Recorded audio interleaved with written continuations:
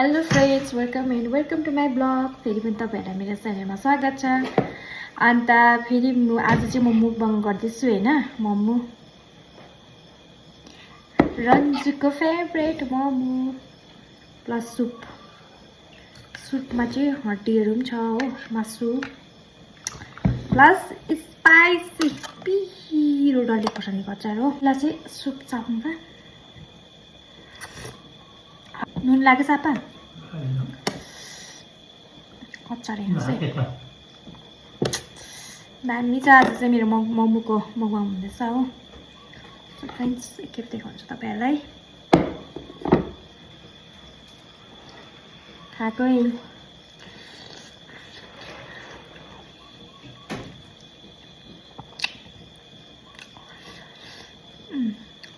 नुन चाहिँ ठिकठिकैको बनाएको थिएँ क्या आज चाहिँ। ठिकठिकैको भएछ किनभने पुरा तिखा लाग्छ नि। अब डल्लो खानु पर्यो, डल्लो मोमो।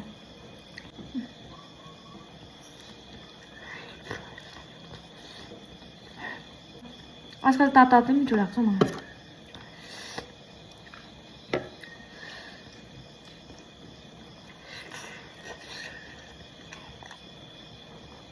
दामी।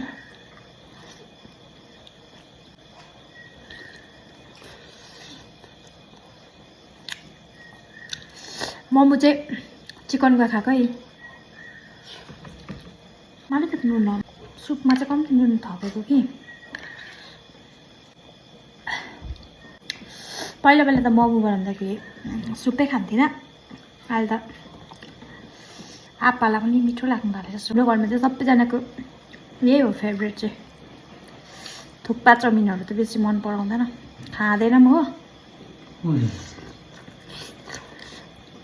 आप्पाले थुक्पा चाउमिन त बेसी मन त पराउँदैन होइन, मोमो त मन पराउँछ बेसी। नुन चाहिँ अलिक कम्ती लगाएको हो किनभने पुरा त्यो आन्टी खाउँ न।